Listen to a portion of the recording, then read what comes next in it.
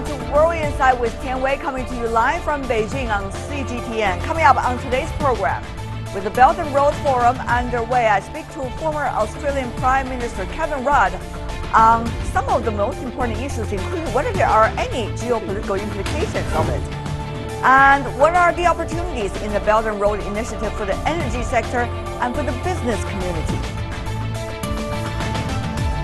Start today's show with the Belt and Road Forum, which just wrapped up on Monday in Beijing. The two-day event has made one thing even clearer to the world. The Belt and Road Initiative is in full swing. Chinese President Xi Jinping said Monday that China will host the second Belt and Road Forum for International Cooperation in the year 2019, 2 years from now. On the sidelines of the forum, global leaders told me that they are already optimistic about the future of BRI. Before the interview, take a look at this. Starting in China for the whole world. World leaders are fully aware of the problems they are facing: sluggish trade and investment, wobbling economic globalization, increasingly unbalanced development. Gathering in Beijing, they believe they found a promising solution. On the forum, we have reached a consensus for a roadmap on cooperation and determined key areas for an action path. We hope the BRI construction will make countries' economic growth stronger, infrastructure better, industries more energetic, financial cooperation deeper, and cultural exchanges closer.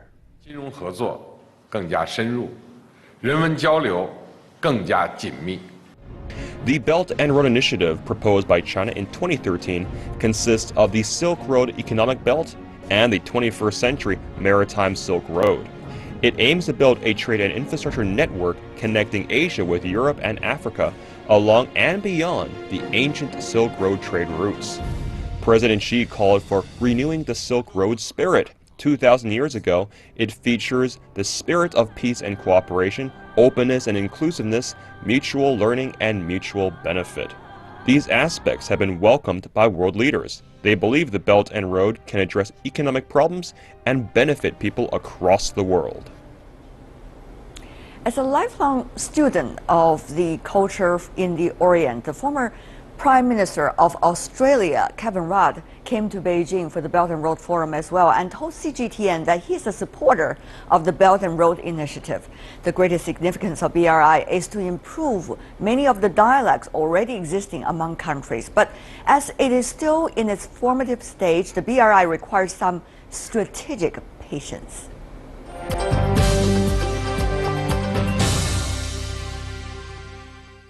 What do you think? Do we have sufficient ideas to further develop the BRI? Well, when you look at the Belt and Road Initiative, it's occurring at multiple levels. One is pretty practical, which is using Chinese investment and international investment into infrastructure projects across the Eurasian continent to lift economic growth and to improve people's living standards. That's pretty hard in itself. But at a second level, it's about how do you use this to improve political and cultural dialogue between more than 60 countries, vastly different religious, political, economic systems, to produce a new common understanding about, let's call it, inclusive economic development. Now that is the second level of complexity. So I think the good thing about this gathering in Beijing is that you're bringing together a whole bunch of international think tanks to start working this through. Some people will like what China is doing, other people will not like what China is doing. Most people have just lots of questions. So I think this is a very good start. What are the good questions that you have encountered so far? Well, the big question which most people ask is this: when a Chinese institution goes to invest in an infrastructure project, then when the evaluation is done, what priority will be attached to local labour standards? What priority will be attached to local environmental standards? What priority will be attached to broader sustainability standards as well, and the transparency of accounting. So People are asking those sort of basic questions. Then, of course, you've got another group of people who are asking questions about geopolitically, what does this all mean for the future? What do you think? What's it mean for China? What's it mean for Russia? What's it mean for everyone else? What's it mean geopolitically? I think China's strategy is to look to its continental engagement across the Eurasian landmass and to see this as a new strategic opportunity to consolidate the economic development of all those countries to China's west and southwest. Right. The more China contributes to these, the question will always be asked, is China using these investments to increase the effectiveness of the global rules-based order? And by doing all these things, including within the UN, the Bretton Woods institutions, plus any new institutions, are we therefore strengthening the rules? And if we are, that constitutes a very good contribution for China for the future. But China said it very clearly, it is not here to invent the wheel, implement the existing system. Well, what I'm saying is that if you're complementing the existing rules-based order, it's making those wheels turn as effectively as possible. Well said. In his speech, Chinese President Xi Jinping at the opening of BRF, talking a lot about history and learning the wisdom of history, even specific strategies at different times of Chinese history. Are we more open-minded, or actually we are less than our ancestors? I think that's an important question to be asked right now. Probably the equally important question is to ask is relative to which of our ancestors. Because some of our ancestors got it right and some of them got it wrong. So looking to the future, and this is where I think the strength of Xi Jinping's speech is, a lot of it is about history, but it's about how do you apply the principles of history to the future. The two principles which are relevant are, one, this should be primarily about commerce, because commerce creates friends. Right. Secondly, it should also be about how do we create a new culture of cooperation around what we do commercially. And that can help solve political problems as well. Do you see evidence of that culture at this moment? Probably. Or rather the other way around? No, I think at the very beginning you see some of that, but this is very early days. Yeah. Like, to be fair to the Chinese, this has been going for 3 years.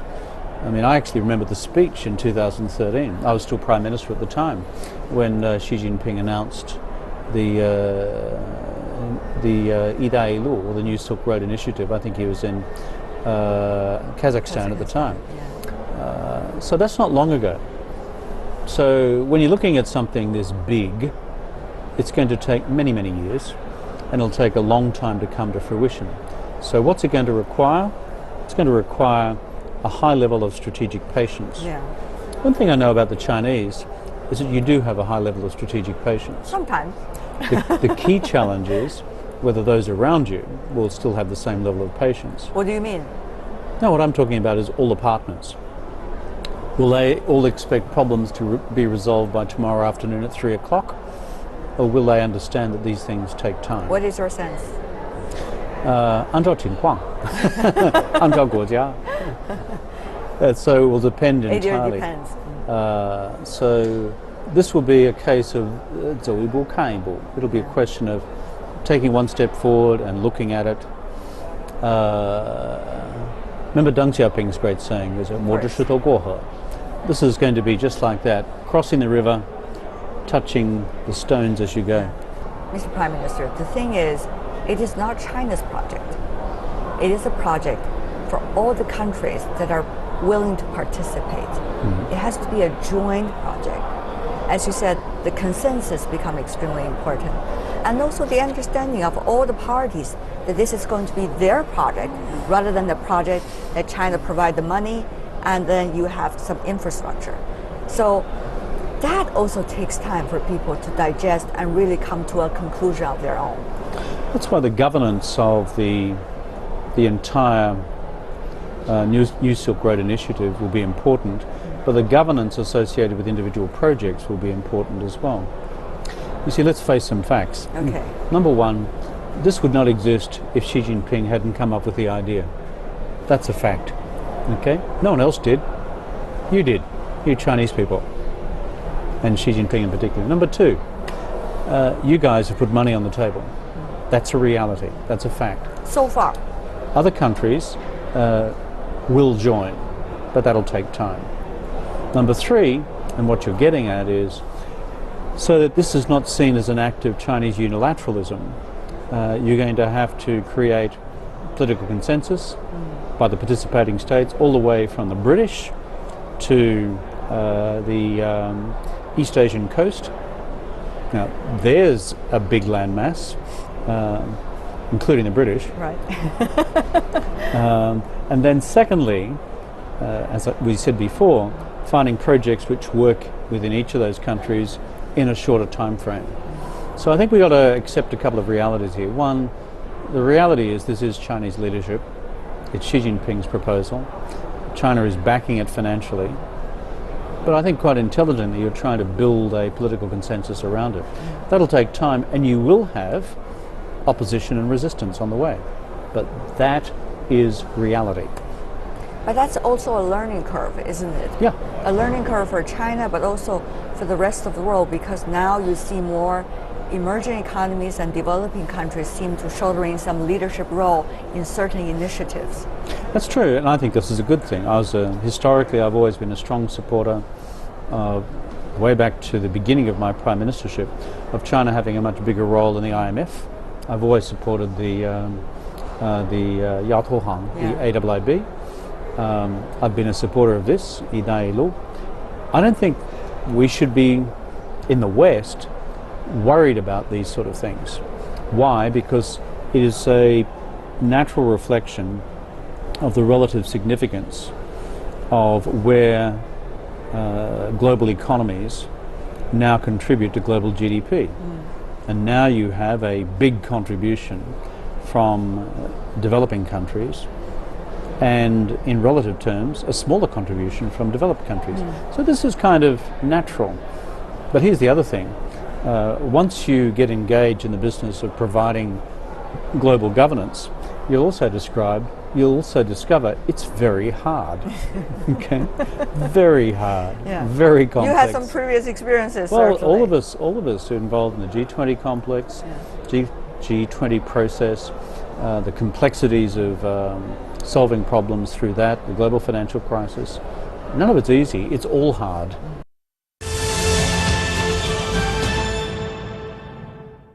The fact that the U.S. this time has sent a delegation, and the delegation not just with their embassy, but rather back from Washington. At the last moment, though, seemed to suggest certain kind curiosity, to say the least, and probably momentum. Do you see it also that way? Yeah, I think it's a reflection of serious curiosity. I'm glad that they're here. I was in fact talking to Matt Pottinger this morning on several occasions. So he's here to listen, he's here to look, he's here to learn. This is good. And I think the more China and the US work together on common projects, the better. The more you don't work together on common projects, frankly, I think that creates problems for yourselves and for everybody else. There are talks already in Washington, very active, that the so-called rebalance in Asia is going to be a thing of the past. Of course, new ministers come in, they seem to have their own approach to issues elsewhere in the world than the previous administration. But given your knowledge about the current administration and the atmosphere of politics in Washington, where do you think we're heading for? Well, firstly, I'd say we should not become preoccupied with slogans, "口号." They sound interesting, but they may not reflect actual realities on the ground. So it'll be very interesting to see which way the US policy, foreign policy, security policy, defense policy, is reflected in what the United States does in the future. That, I think, is the important factor. But for China-US relations, I think there are now two obvious challenges.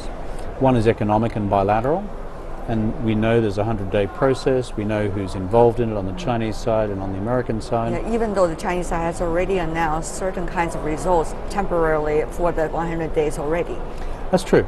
I have no idea whether you're going to have a mutually satisfactory outcome to that or not. I think it's good you've got a process going. Nobody knows, right? This is a test for both sides. That's true, to that's work true. together. So you've got a process going. This is a good thing. The second one, frankly, is harder. It's on national security.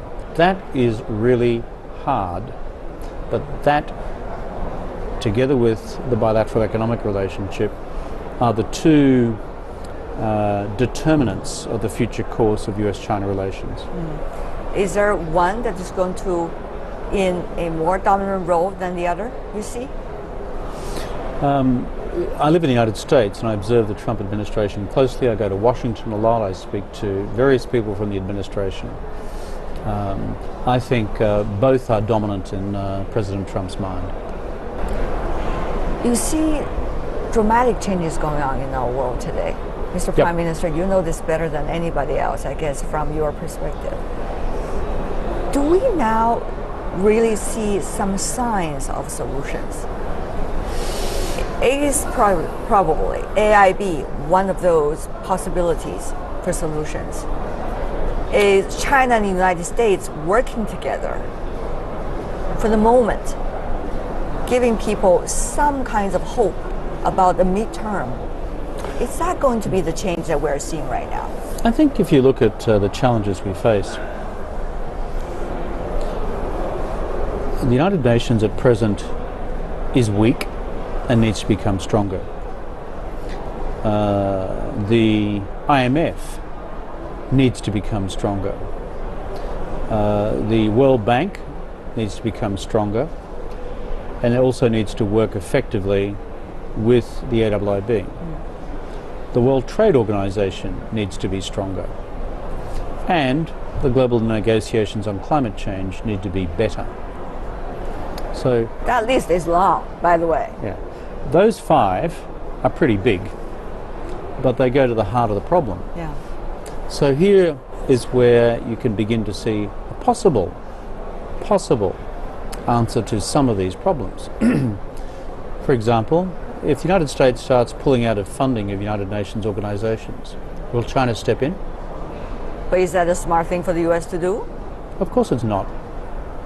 Would it be a smart thing for China to fill the gap? Yes, it would, because that would demonstrate China's global leadership, because so many of these instruments of the United Nations play a very positive role globally. But does money mean everything?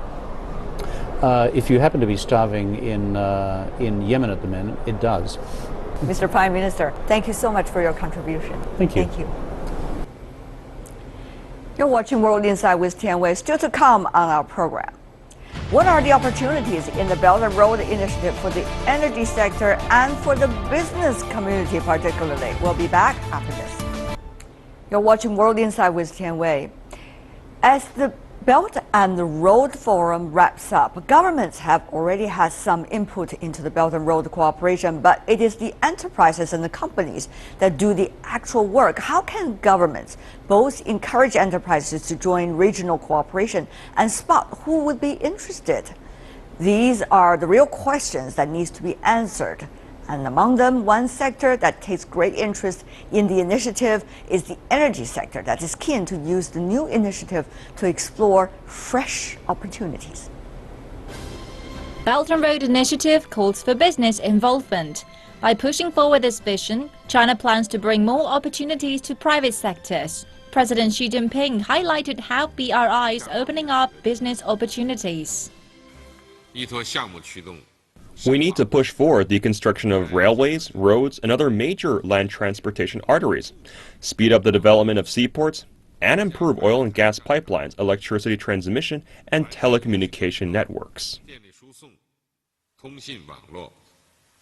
Before the BRI, there have been international financial agencies who have contributed a lot to developing countries, such as the IMF and the World Bank. During projects launched by these two financial organizations, the business sector always played a pivotal role, and China's Belt and Road Initiative is also relying on companies to carry forward cooperation deals signed between China and countries along the BRI, be they Fortune 500 companies or small and medium-sized enterprises.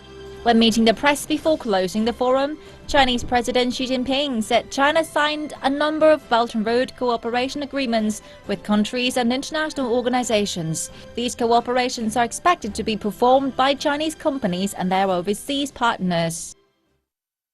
And for more on this, we are joined in our Beijing studio, Charles Liu, founder and chairman of the How Capital, who has been working intensively on renewable energy projects here in China and on many countries along the Belt and Road Initiative. Welcome to our program. Also, we would like to extend our welcome and greetings to Mr. Chen Lei, who is the Vice President of China National Oil and Gas Exploration and Development Cooperation. Welcome, sir. I want to start with you, Mr. Chen. Your company has been operating in countries along the Belt and Road Initiative, not just now, but for decades. So what does BRI, Belt and Road Initiative, present to you as the new momentum? The step up for us, because we have a big scale in the world already.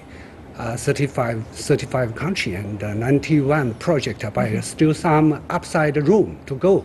So it is an opportunity. Compared to Mr. Chen, Mr. Liu, I have to say this is a new opportunity for you. In terms of the Belt and Road Initiative, anything you want to do, you need power. You want railway, you need power. New port, you need power. We understand the significance of power. Right, so power has to come first. And nuclear power plant, not realistic, takes 10 years. Gas-fired power plant, just ordering the turbines is 3 years. Coal-fired power plant, 2.5 to 3 years. Given China's capacity for solar power, manufacturing, over 80% of the global capacity for manufacturing, you can have it set up from planning to set up to producing power in 6 months.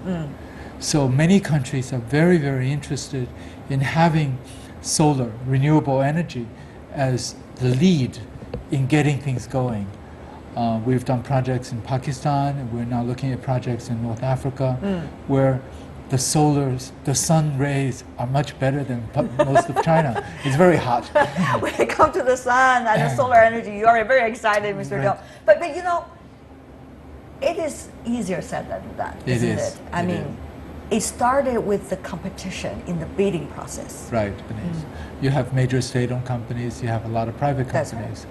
Right. It's really a question of the quality of construction, the quality of the build of the solar panels, whether or not deterioration is fast and so on. So those are the issues which the buyers will look at. Were you nervous when you were doing the bidding process? No. Really? You're that confident? I'm very confident because there are some very, very good manufacturers in China. Very, very good. Chinese panels are now exported all over Europe. Germany is buying Chinese panels. And Japan. So, that's true. So even though they have also very good production themselves. That's right. They're buying. And the other part about this, I think it's most significant, is what happened to the economies of scale in China has reduced the price of solar per watt installed by more than 50% in 3 years. So now it's becoming commercially viable. And we also don't like, I think the Chinese government don't want people outside to feel that China is exporting dirty technology like coal-fired power plants. So in Pakistan's case, 1/3 of the new power stations being built by the Chinese government's support is in solar, 900 megawatts. You see rising industries, renewable energy. Mr. Chen, even though you are in the traditional energy, which is oil and gas, but still, when it comes to Belt and Road Initiative projects, environmental standards are extremely high. So how do you and your colleagues try to make sure it's going to happen and happen in the right way? We have our standard. We have the industry standard. We follow that. It is the international standard. It is not just about the environment. More concern is really from the security. I mean, you yourself, from 2008 until last year, stayed in Iraq on the ground for 8 years. Yeah. And you know how much challenge it would involve in terms of security and operating your business with the local governments, while at the same time make sure it is sound and viable.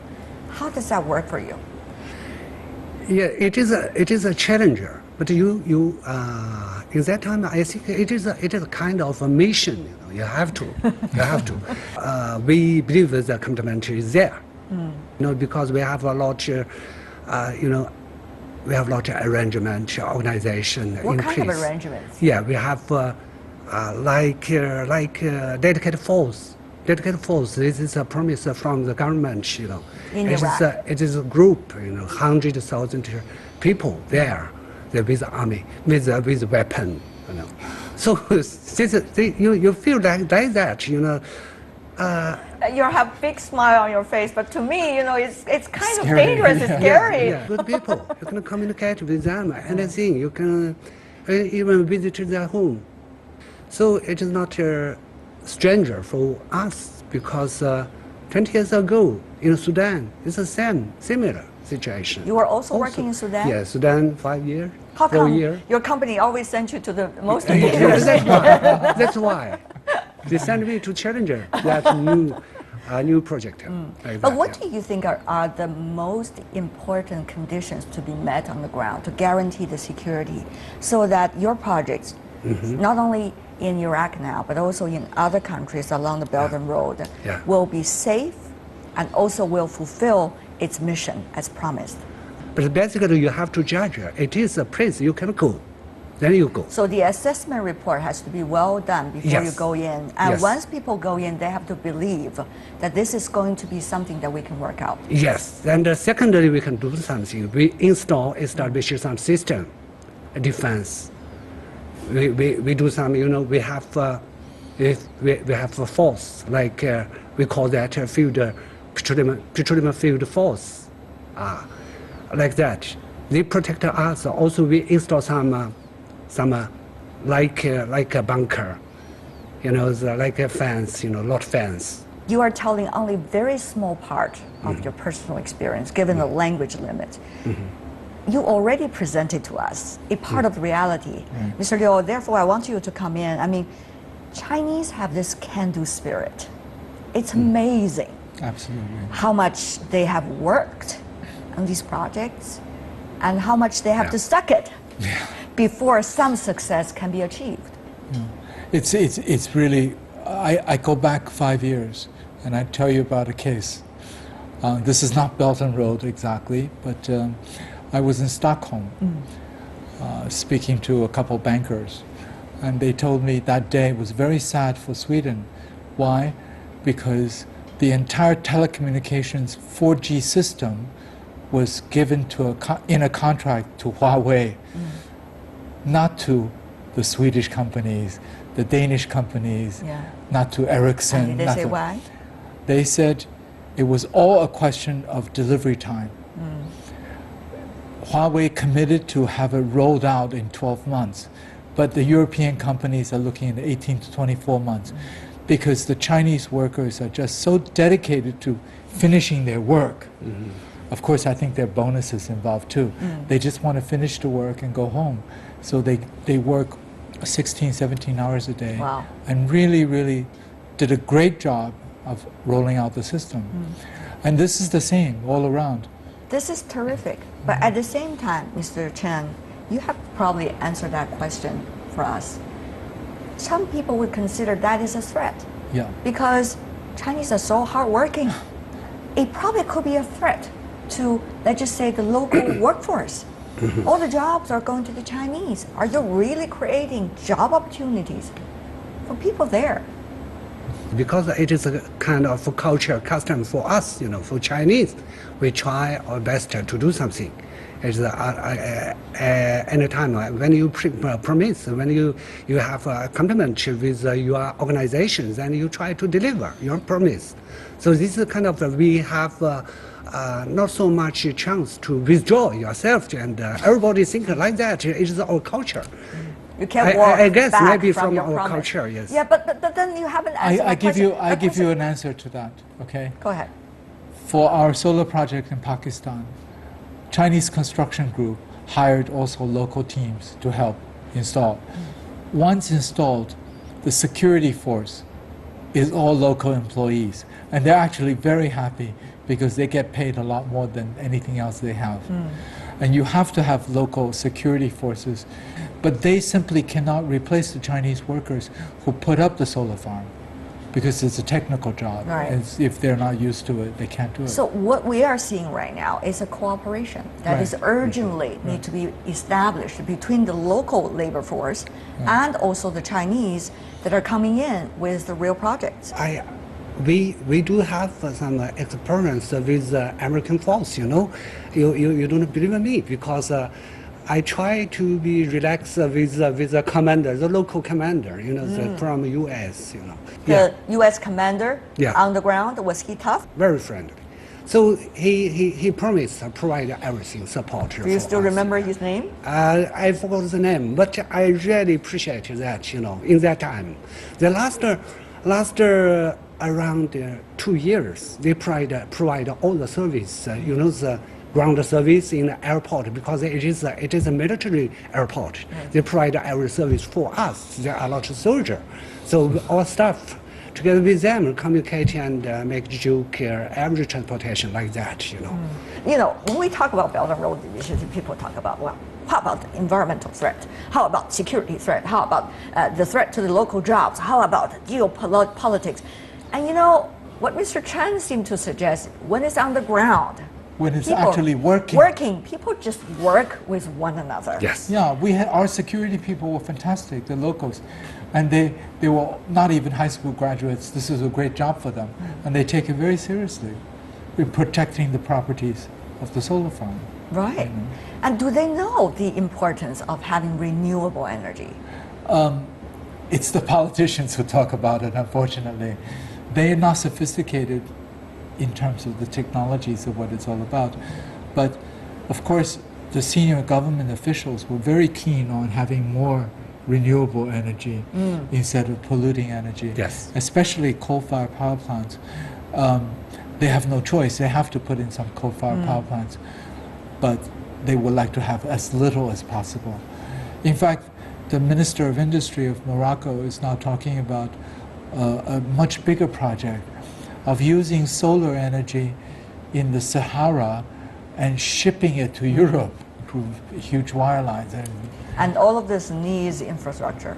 Absolutely. I mean, gentlemen, after talking to you, we are getting inspired in a way because what you are doing really are some great works on the ground, creating real impact, making people's life really better, and trying to solve problems that the politicians talk in the room, and yet you're there on the ground to solve them by your own force and your own power.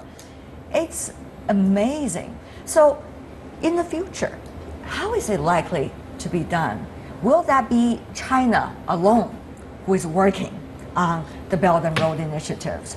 How to incorporate everybody into this process? And what about, you know, traditional energy companies like yours?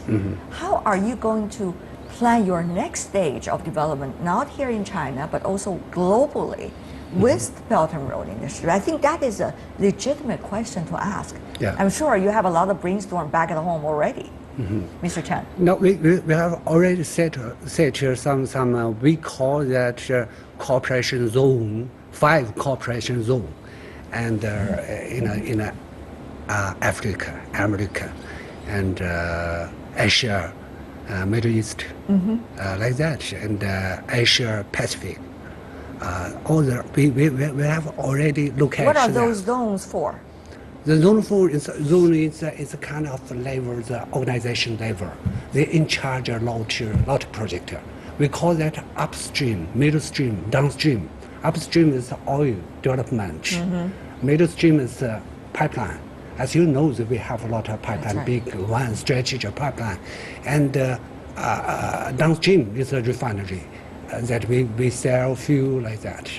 Yeah. So at this critical juncture, Mr. Gill, you both are coming from private and public sector and yet businesses. The politicians are going to have a forum. Their goal is to have policy coordination and create favorable environment for businesses. What do you think they need to do in order to support you guys do these wonderful things on the ground? I think we really have to look at this on a country-by-country basis. You know, in terms of the Belt Road Initiative, for example, talking to my friends from Iran, okay, they were not very happy about the whole Belt and Road Initiative being described as a pathway to Europe from China. Oh, are we just a little stop by for you? You know, so if you described it as that, it's not very good. But if you describe it as an economic development corridor, Which is true. exactly. So in terms of China's government's policy, there has to be greater clarification of what this economic corridor means. We're not just building a pathway through you over to Europe. Now, I think each country's situation is very, very different in terms of their needs. Every country needs infrastructure. And that infrastructure ties it to the global economy, to trade, to manufacturing, to also better livelihood for its own people. I think the Belt and Road Initiative to go over land, basically, from China all the way over to Western Europe and to North Africa, is creating a massive market, massive destination for investments, and also improving the livelihood for everybody. So but the policy coordination is more than the grand picture. It is really between the two countries involved specifically.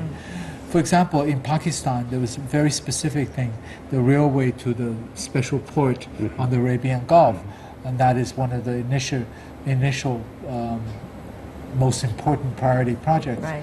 So what do you have in terms of that? You have to then provide power, provide manufacturing, provide jobs, hiring crews to build the railroad. So the government provided us with a lot in terms of our solar power, getting the land cleared with permanent contracts and getting security, getting all of that was done by the local government. Very, very helpful. In the future, issues may come. For example, whether or not you get paid on time for the electricity that you generate, and those are Get I'm your sure, money back. Get your Yeah, money get your back. money back. Those are always issues that have to be addressed in the long term. Really a lot of respect, gentlemen, for both of you, and not only for investment, but also to implement the project in some of the challenging areas and make sure it's going to happen and thrive.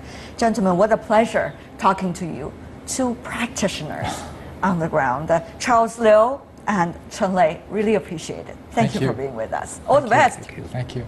Thank you. And that is all the time we have for today. If you'd like to see more of the program, try to find us, World Insight with Tianwei CGTN, in your search engine, or check out our YouTube channel. You can follow us on Twitter and Facebook, and see the Weibo. From me, Tianwei, and everyone on the World Insight with Tianwei team, thanks for watching. Tune in again tomorrow for more insights from across China and around the world. Good night.